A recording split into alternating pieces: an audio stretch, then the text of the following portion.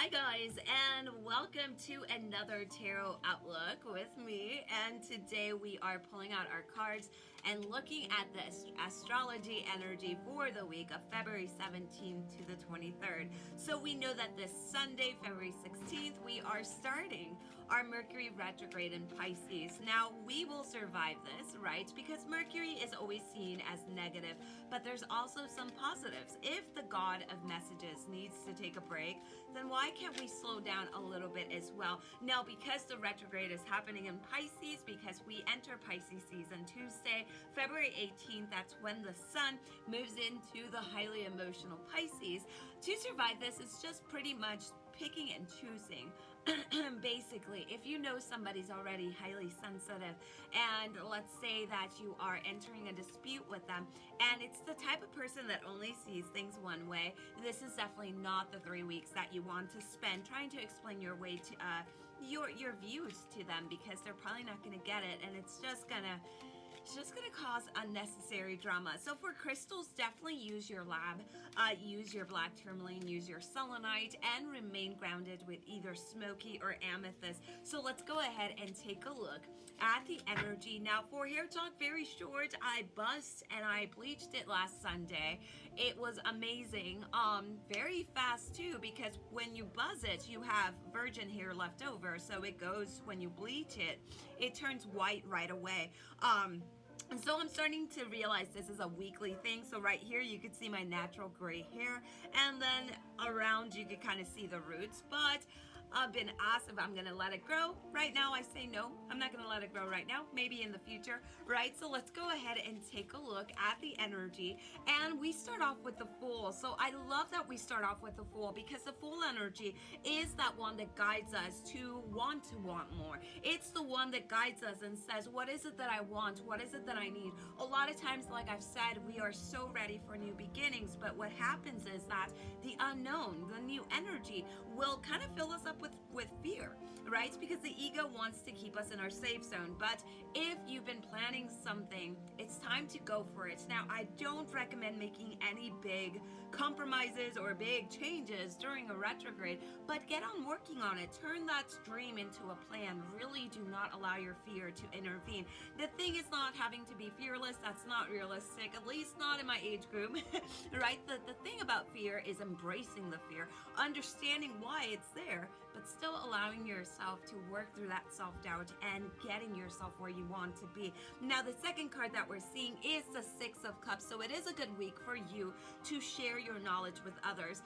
Give yourself some kind of belief, right? Because a lot of times we know how to help, we want to speak, but we will put ourselves down. So the Six of Cups kind of says, share your wisdom. There might be someone around you that will benefit a lot from your wisdom, from your stories. So just like our elders used to sit around the fire and share their wisdom, and it would touch us all differently, there is somebody around you that would benefit a lot from your wisdom, from the information you have to share. Also, the Six of Cups is kind of like that thing that says you cannot help everybody. So make sure that if you are on the go next week, that you do take time for yourself, because you can actually get overly exhausted if you're not making yourself a priority. I know I sound like I lecture about this, and it would be great if I followed it, but we're all a work in progress. Now, the next one that we have is the Novus of Cups. So when the Novus of Cups, we see it goes very well with the Fool. We see some kind of changes headed your way. These changes have a lot to do with emotional, internal, right? So seeing this happening in Mercury and Pisces, take it easy with you next week. Kind of follow your own pace. Try to avoid being in a hurry. Try to avoid making decisions or making a decision based on emotions, because our emotions may be at an all-time high, right? So next week, definitely watch out for those changes coming. They are positive changes, but when change happens, we don't see the positive yet. So this is the card that's saying, take it easy, be patient with yourself. If you're not feeling your best, allow yourself to sit in your stillness and then see what you can do to make your energy feel better, right? The next one that we have is Death. So I love how we have this Novus Novus of Cups with the Death card. Obviously, do expect some changes. We got the Fool there. This is pretty exciting, right? So seeing the Death card does show there are changes. Now, if you've been feeling like chaotic energy, like the ground underneath you is shaking, right, then what it is that you're going to a transition. So your comfort zone no longer serves you, and all of a sudden now you find yourself a little bit lost, confused, maybe in a void, maybe in a vortex. Hang on tight. There is beautiful change coming. Think about like a caterpillar and a butterfly, right? So it has to stay in the cocoon for a while. I'm sure that's not comfortable, but then it blooms, right? So you may be in this blooming period. If you are sensing that things are beginning to change, then that means you're about to enter your transition period. We all know metamorphoses. We all know transitions. We love them. But when we're in it, we're not such big fans. So take it easy with yourself. We see that again, right? So make sure that you realize that next week, relationships may start fading. Things that you used to be into, you may not be into anymore. You may even feel like you don't know yourself anymore. Just hang on tight through that, because that is part of your energy shifting. Now, the last card that we have is the Five of Cups, which to me speaks of Pisces season. Five of Cups is she's dropped her cups. The guy's behind her helping her, but she's really upset about those cups that she dropped. What this is allow your emotions to flow. You may be still holding on to something that you are ready to release. This is in the emotional sense. You may be holding on to something that's already over, but you may be carrying around this regret. You may be putting yourself down, beating yourself up. That is what the Five of Cups is about. You need to take it easy with yourself. Whatever happened, guys, happened. There is no need that if you already suffered for it when it was happening, there is no need for you to carry around this pain with you. So next week looks like a big week when it comes to watching out for our emotions, being in the ebb and flow, understanding that the goal in life is not to always be on a high. You could also be on a low. Just respect yourself and be gentle with yourself when you're there.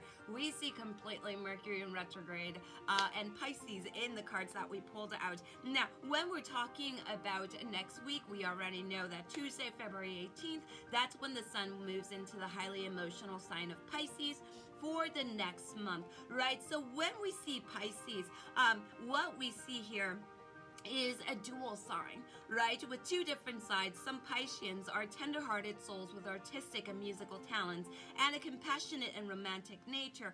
Other Pisces are hell-bent on trying to escape the harsh realities of life through addictions, compulsions, and dependencies. During the month when the sun is in Pisces, you may exhibit a little of both sides, right? So this is why the cards are saying take it easy with yourself. If you are in a low, do not try to fight it. Be there.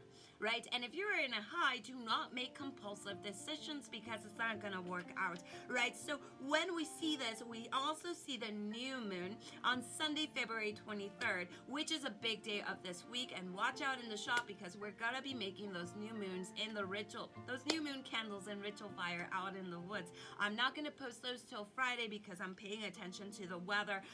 But that Pisces new moon on Sunday, February 23rd is the big day of the week.